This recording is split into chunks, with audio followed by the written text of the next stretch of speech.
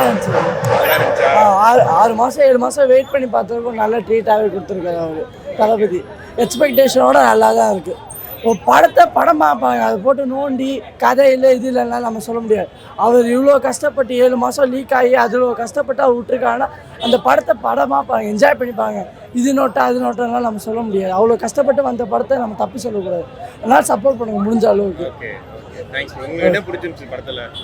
தளபதி உள்ள ப்ரெசன்ஸு, அவரோட ஃப்ளாஷ்பேக்கு, அவரை காட்டின விதம், அவரோட அந்த கேரிங்கான ஃபேஸஸ், அது எல்லாமே ரொம்ப பிடிச்சிருந்துச்சி. பாட்டு பிடிச்சிருந்துச்சி. லாஸ்ட்டு ஃபேர்வெல் எல்லாம் போய் பாருங்கள். லாஸ்ட்டு படம் முடிஞ்சிச்சுன்னு எந்திரிச்சிடுவாங்க, இருந்து பார்த்துருவாங்க. அவ்வளோதான் தளபதியோட லாஸ்ட் படம்.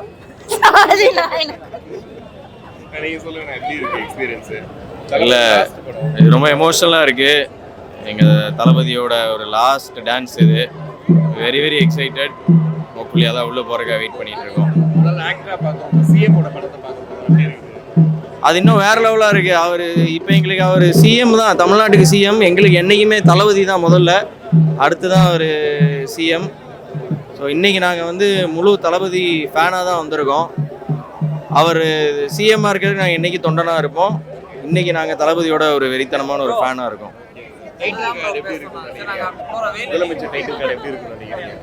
அதெல்லாம் அல்ட்ரா கூஸ் பம்ப்ஸ் மொமெண்ட் தான் ப்ரோ. அதெல்லாம் ஒரு மீம் டெம்ப்ளேட் ஆகும்னு எதிர்பார்த்தாங்க நிறைய பேர். ஆனால் இப்போது அது உண்மையாயிடுச்சு. ஸோ பயங்கர கூஸ் பம்ப்ஸ் தான். அது எல்லாருமே ஏற்றுக்கிட்டு தான் ஆகணும். அதை மறுக்கிறதுக்கு யாருக்கும் இன்னைக்கு வாய்ப்பு இல்லாமல் தளபதி பண்ணிட்டாரு. தேங்க்யூ.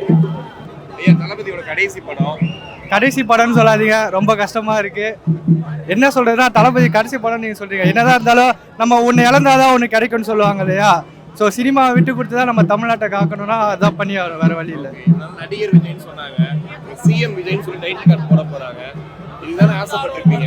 அந்த ஒரு மூமெண்ட் தியேட்டரே பிளாஸ்ட் ஆகிடும். சும்மா பிளாஸ்ட்னுவோம். அந்த மொமெண்ட்டுக்காக தான் அவங்க 7 மாசமா வெயிட் பண்ணியிருந்தோம்னு நினைக்கிறேன். அதனால தான் இந்த ஜனவரியில் ரிலீஸ் ஆகாமல் போயிருக்கலாம். தளபதியை நீங்கள் பார்க்கக்கூடாது, சிஎம்மாக தான் நீங்கள் பார்க்கணுன்னு இருந்திருக்கோம். இன்னும் கொஞ்சம் டிலே ஆனால் பிஎம்மாக கூட பார்ப்போம் போல இன்ஸ்டாவில் நம்ம ட்ரெண்டிங்கை பார்த்தா. ஓகே, இப்போ படம் லீக் ஆயிடுச்சு சொன்னாங்க, ஆனால் இன்னும் கூட்டம் குறையில. அதே மாதிரி டிக்கெட் புக்கிங் இருக்கு. ரெகுலர் தளபதி படம் மாதிரி இருக்கு இல்லையா? என்னதான் படம் லீக் ஆயிடுச்சுன்னு சொன்னாலும் தியேட்டர்ஸ் வேணால் பார்த்துருப்பாங்க. தளபதி ஃபேன்ஸாக யாரும் அவ்வளோ பார்த்துருக்க மாட்டாங்க. இங்கே வந்திருக்க கூட்டமும் பார்த்தீங்கன்னா அப்படி தான் இருக்கும். எல்லாருமே ஃபர்ஸ்ட் டைம் பார்க்க வந்திருப்பாங்க. தளபதி அந்த ஸ்க்ரீனில் பார்த்து ரசிக்கணும்னு இருப்பாங்க. நீங்கள் பார்த்தீங்கன்னா இது இப்போ நடக்கலை. இதுக்கு முன்னாடி தலைவா படம் ரிலீஸ் அப்பயும் சொல்லியிருப்பாங்க, இந்த படத்தை ஊரே வெளியில் பார்த்துருச்சு, விசிடியில் பார்த்துருச்சு, இதை யார் பார்ப்பான்ட்டு. ஆனால் அந்த தலைவா படத்தையும் எப்படி மாசாக செலிப்ரேட் பண்ணணுன்றது உங்களுக்கு தெரியும். இப்போ நிறைய நியூஸ் பார்த்துருப்பீங்க, டெல்லி போராட்டம் நடக்குது, அதோட ஜனநாயகன் படம் பார்க்க போகிறாங்கன்னு சொல்கிறாங்க இல்லையா? இதை எப்படி பார்க்குறீங்க? அதுக்கான அறிக்கையை தளபதி நேற்றே கொடுத்துட்டாரு, என்னன்றது தெளிவாக தமிழ்நாட்டு மக்களுக்கு எப்படி இருப்போன்றது. ஸோ இதெல்லாம் இது ஆல்ரெடி பிளான் பண்ணி ரிலீஸ் பண்ணுறது. மக்களுக்குன்னு இல்லாமல் நம்ம ரசிகர்களை ஏமாற்றம் இல்லாமல் பார்க்க வைக்கிறோம், அவ்வளோதான். நிறைய விஜய் படம் வந்து தடையோட தான் வந்திருக்கும். அவரே கையெழுத்து கொடுத்த படம் வந்திருக்கு, எப்படி இருக்கு? தடை இல்லாமல் வந்தால் தளபதி படமே இல்லை. தடையெல்லாம் உடைச்சிட்டு வர்றது தளபதி. சும்மா எல்லாரையும் பிளாஸ்ட் பண்ணி முடிச்சு.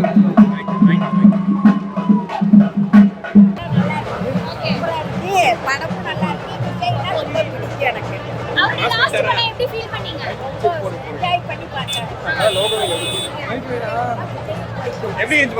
சூப்பரா இருக்குமா?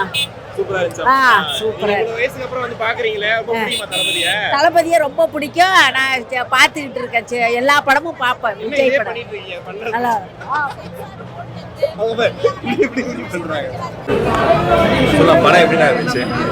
படம் யூஸ்வலான படம் தான். எனக்கு என்ன பொறுத்து நானே கிட்டத்தட்ட ஒரு 50 வருஷமா பார்க்குறது. பாம்பு கிடைக்குது, இதெல்லாம் ஒரு மெசேஜ்லாம் ஒரு மெயினான நான் எடுத்துக்கோ. நான் இந்த படம் ஏன்டா அன்றைக்கே விட்டுறக்கூடாதா? அன்றைக்கி அந்த படம் ஏன் இல்லைன்னு இப்போ தான் தெரியுது. மாற்றம் வேணும் அதில் கேட்டுருப்பா போல தெரியுது. ஸ்க்ரீன் பிள்ளை சென்சாருக்கு போய்க்குது. ஐயோ இவர் மாற்றத்தை கேட்குறாரு. மக்கள் மனசில் ஆழமாக 15 ரூபா போல் தெரியுதுன்னு தடை பண்ணீங்க.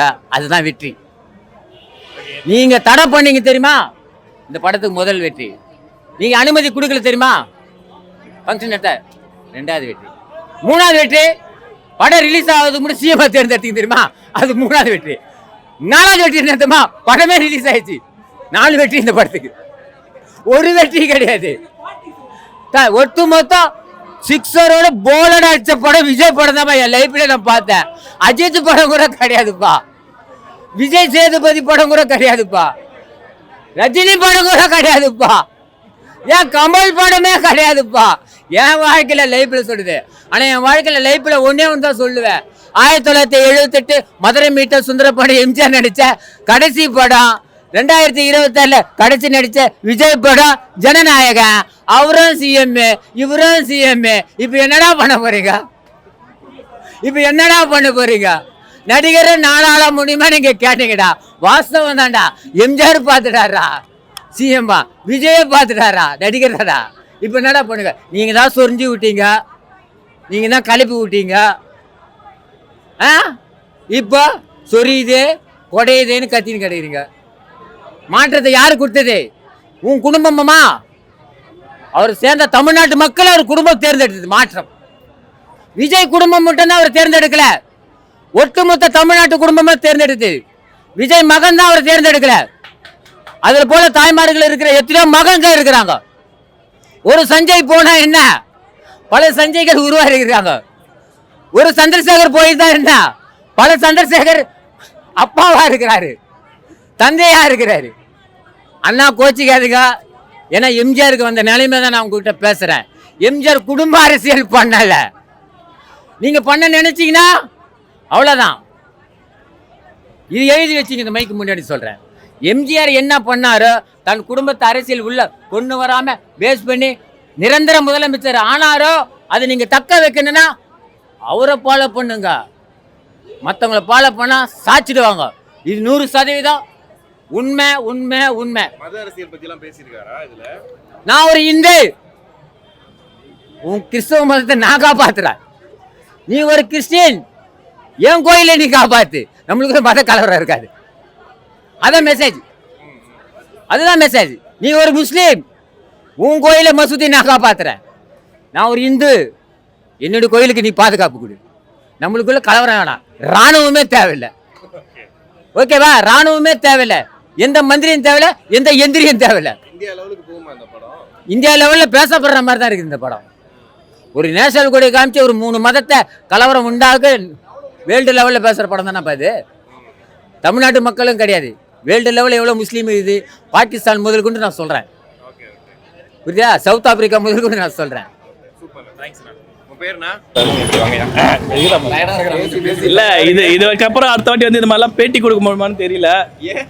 இல்ல புது படத்துக்கு வந்து தளபதிக்காக சொல்றேன், வேற எதுவும் இல்ல. நீங்க இது தப்பா நினைச்சுக்க வேண்டாம், வந்துடலாம். சொல்லுங்க, எப்படி இருந்துச்சு படம்? சும்மா பிளாஸ்ட் தான். நாங்க நினைச்சது வந்தது ஒண்ணு, ஆல்ரெடி லீக் ஆயிடுச்சு. 1-2 கிளிப்பு நாங்க வந்து பார்த்துலன்னு சொல்லலாம். ஆனா இது தியேட்டர் எக்ஸ்பீரியன்ஸ் உண்மையிலே வேற எல்லாம் சூப்பரா இருக்கு. எல்லாருமே தியேட்டர்ல இருந்து என்ஜாய் பண்ணுங்க, பாருங்க. கடைசி படம் எல்லா தளபதி ஃபேன்ஸ்க்குமே அது ஒரு மைண்ட்ல ஓடிட்டே இருக்கு. அது ஒரு மைண்ட்ல ஒன்னாலும் அண்ணன் வந்து ஒரு விஷயத்துக்காக வந்திருக்காரு. ஆக்சுவலா அதான் டிஸ்ட்ரிபியூட்டர் ஸ்டேட்டஸ் எல்லாருமே சொல்லியிருக்காங்கல்ல. அவர் வந்து சட்டமன்றத்தை பேச ஆரம்பிச்சோன்னா தேட்டரில் ஆள் இருக்க மாட்டாங்க. சட்டமன்றத்துக்கு வந்து 2 கோடி பார்க்குறோம், 2 கோடி பேர். நாங்களும் அப்படிதான் அந்த அந்த டாக்ஸிக் அனில்ஸை சேர்ந்தவன், சாரி அனில் சேர்ந்தவன் தான் நாம. ஆமாம், டாக்ஸிக்னா அண்ணனுக்காக என்ன வேணாலும் அந்த மாதிரி வச்சுக்கோங்க. டாக்ஸிக்னா அந்த மாதிரி கிடையாது. ஸோ அதனால வந்து கஷ்டமாக இருந்தாலும் தலைவர் படத்தை சொன்னால வேதனையா இருந்தாலும் பெருமையா இருக்குன்ற அந்த மாதிரி தான் ஒரு மாதிரி இருக்கு. டெல்லியில போராட்டம் போயிட்டு இருக்கு, அதனால ஜனநாயகன் படத்துக்காக போறீங்கன்னு சொல்லிட்டு இப்ப நேத்துல இருந்து ஒரு ஓடிட்டு இருக்கு இல்லையா, அதை எப்படி பாக்குறீங்க? சரி, 20 நாளுக்கு முன்னாடி நம்மளுக்கு தமிழ்நாட்டில் ஃபுட்பால்னு ஓடிட்டு இருந்தாங்க, அதை பத்தி யாரும் கேட்கல. ஓடிஏ சீரிஸ்னு ஓடிட்டு இருந்தாங்க, அதை பத்தி யாரும் கேட்கல. திடீர்னு ஜனநாயகன் வந்து தான் ஜனநாயகன் சொல்றாங்களே. ஸோ அதுதான் என்னன்னு எனக்கு புரியல. ஓகே, அஃப்கோர்ஸ் யங்ஸ்டர்ஸ் சப்போர்ட் பண்ணணும். தளபதி அதுக்காக அறிக்கை விட்டுருக்காங்க. ஆதவர்ச்சனா பார்த்து இப்போ திருக்குறள் அவங்க வந்து பேசியிருக்காங்க, அறிவு வந்து பேசியிருக்காங்க, எல்லாமே பேசியிருக்காங்க. இருந்தாலும் ஒன்றும் இல்லை, சும்மா தளபதி தொட்டு பார்க்கணும் அப்படின்ற ஒரு இதுதான். திடீர்னு இங்கே இருக்கவங்க ஒருத்தவங்க டெல்லியில் போய் சப்போர்ட்லாம் உட்காந்து பண்ணுறாங்க. 5 வருஷமா என்ன பண்ணாங்க அது மக்களுக்கு புரியாது. இது மூலியமாக புரிஞ்சாலும் நல்லா தான் இருக்கும். இது ஜனநாயகன் வந்து ஆக்சுவலாக வந்து ஒரு 6 months முன்னாடியே வர வேண்டிய படம் இப்போ வந்திருக்கு. ஸோ அதனால வந்து எல்லாருமே தேட்டரில் வந்து என்ஜாய் பண்ணுங்க. ஸோ நீட்டு ஒழிக்கணும், அதுதான் தளபதியோட முடிவும். அவர் அதை தெளிவாக தான் இருக்காரு. இருந்தாலும் இப்போ அவர் படத்தை ஆல்ரெடி முடக்க பார்த்தாங்க, அது என்னவோ லீக் பண்ணி பார்த்தாங்க. ஆனால் இப்போவும் பாருங்க, டிக்கெட்டு 2 நாளாக கிடைக்கல ப்ரோ. உங்களுக்கே தெரியும், எங்கே புக் பண்ணாலும் சரி. புக்மை ஷோவில் வந்து 1 million டிக்கெட்ஸ் வந்து சோல்ட் அவுட் ஆயிருக்கு. ஒரு லீக் ஆன படத்துக்கு யாரால முடியும்? அண்ணனால தானே முடியும். அதுதான் ப்ரோ. உண்மையிலே அது எப்படி சொல்றது, அண்ணன் தான் எழுதியிருந்தாருன்னா உண்மையிலே அண்ணனுக்கு 100க்கு 200 மார்க் போடலாம். அது ஒரு மாதிரி சிந்திக்க வைக்கிறதா. ஒரு செகண்ட் ஹாஃப் ஃபுல்லாகவே வந்து வினோத் கூட சொல்லியிருந்தாரு, இது வந்து 200% தளபதி படம், லாஸ்ட் 30 மினிட்ஸ் வந்து மக்களுக்கான படம்னு சொல்லியிருந்தாரு. உண்மையிலே அந்த லாஸ்ட் 30 மினிட்ஸ் வந்து ஒரு மக்களுக்கான படமாக தான் இருந்துச்சு. ஸோ எல்லாருமே கொஞ்சம் திங்க் பண்ணி இது பண்ணுற மாதிரி இருந்துச்சு. இந்த மாஸ் எலிமெண்ட்ஸ்லாம் எப்படி இருந்துச்சு? ஏன்னா அந்த ராவண மகன் எலிவேஷனாக இருந்துச்சு. ராவண மகன் வந்தால் தான் தளபதிக்கு மாஸ் இல்லை, தளபதி டைட்டில் கார்டு வந்து எங்களுக்கு மாஸ் தான். ஸோ ஆக்சுவலாக டைட்டில் கார்டு பற்றி நான் சொல்லி ஆகணும். டைட்டில் கார்டு உண்மையாலே வேறு லெவல். லியோ படத்தில் டைட்டில் கார்டு வரும் நான் நினச்சேன். சரி இல்லை ஹானரபிள் சீஃப் மினிஸ்டர் போடு அப்படி போடுவாங்க நினச்சேன். ஆனால் வந்து இந்த செய்கையை போட்டு இது லீக் பண்ணுறான்னு நினைக்காதீங்க. உண்மையாலே தேட்டரில் ஒரு கூஸ் பம்ப்ஸாக இருந்துச்சு. அதுவும் கமலா தேட்டர் கமலா தேட்டரில் வந்து 2 வாட்டி போட்டாங்க. அது 100 வாட்டி போட்டாலும் பார்த்துட்டு இருக்கலாம் மாதிரி தான் அந்த மாதிரி டைட்டில் கார்டு இருந்துச்சு.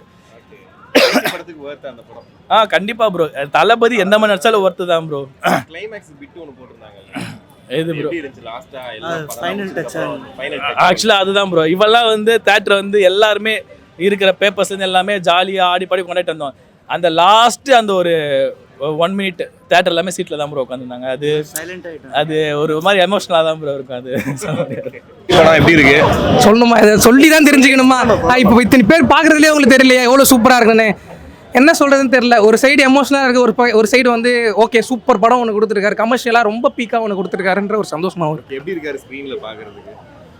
அழுதுருவேன் அதை சொன்னால். ரொம்ப அழகாக அதாவது அவருடைய கியூட்னஸையும் காமிச்சிருக்காங்க, அவருடைய அக்ரெசிவ்னஸையும் காட்டிருக்காங்க. சூப்பராக இருக்குது. அதை தான் எதிர்பார்க்குறாங்க ஃபேன்ஸையும் தாண்டி இப்போ இருக்க தொண்டர்கள். இப்போ இருக்கிற கண்டிப்பாக எல்லா கட்சியும் இப்படி போய் நிற்கும். என்ன பண்ணுறான், என்ன சொல்ல போகிறான், எல்லாருக்கும் செருப்பால் அச்ச மாதிரி பதில் சொல்லிடுறாரு படத்தில். இப்போ ப்ரொட்டஸ்ட்டில் வந்து கேள்வி கேட்குறாங்களா, என்ன விஜய் பேசல இதே கேட்குறாங்களே. போய் பாராடி உள்ளே போய் படத்தை பாடுறா, என்ன பேசியிருக்காருன்னு ஃபஸ்ட்டு பாருங்கள். 7 மாதத்துக்கு முன்னாடியே வந்து சென்ட்ரல் கவர்மெண்ட் அடிச்சு பேசியிருக்காரு. இப்போ புரியுது ஏன் இந்த படத்தை ரிலீஸ் பண்ண விடலைன்னு. இப்போ நடக்கிற ப்ரொட்டஸ்ட்டாக அவர் நம்ம சினிமாலே வச்சிட்டார். 7 மாதத்துக்கு முன்னாடி, 1 வருஷத்துக்கு முன்னாடி இந்த படத்தை கதை ரெடி பண்ணி எடுத்துட்டாரு. அப்பேற்பட்ட மனுஷனை இத்தனை நாள் முடக்கி வச்சிருக்கேன். இப்போ ப்ரொட்டஸ்ட் ஒன்று நடக்குது. ஆனால் இப்போ என்ன கேள்வி கேட்குறாங்க? இப்போ நான் பார்க்குறேன் பெசன்ட் நகரில் ப்ரொட்டஸ்ட் நடக்குது. எல்லாத்துலேயும் முதல் கேள்வி விஜய் தாக்கிட்டு பேசுகிறாங்க. அப்போ அதெல்லாம் யார்? விஜய் ஏட்டஸ் தான் பேசுகிறாங்க. அப்போது மக்கள் இதெல்லாம் பார்க்குறாங்க. மக்கள் இதெல்லாம் பார்க்குறாங்க. பார்த்துட்டு இதை வெறும் விஷயமா விட்டுட்டு இதை அவங்களாம் சப்போர்ட் பண்ணி போகாமல் என்னன்னு ஃபஸ்ட்டு தெரிஞ்சுக்கணும். ஃபஸ்ட்டு இந்த படத்தை வந்து எல்லாரையும் பார்க்கணும். மத அரசியல் எவ்வளோ அழகாக சொல்லியிருக்காருன்றதை நம்ம பார்க்கணும். ரொம்ப நல்ல விஷயம். அந்த கரெக்டாக கிளைமேக்ஸ் முடிச்சோன்னு ஒரு சின்ன பிட்டு போட்டாங்கல்ல, எப்படி இருந்துச்சு? நான் ரொம்ப கண்ட்ரோல் பண்ணினுக்கிறேன், அழுவக்கூடாதுன்னு. அதை தான் தாண்டி போயினுக்கிறேன். மற்ற விஷயத்தை பற்றி பேசிட்டு போயிடலான்னு இருக்கிறேன். அது எல்லாருக்குமே இருக்கிற ஒரு ஹார்ட் பிரேக்.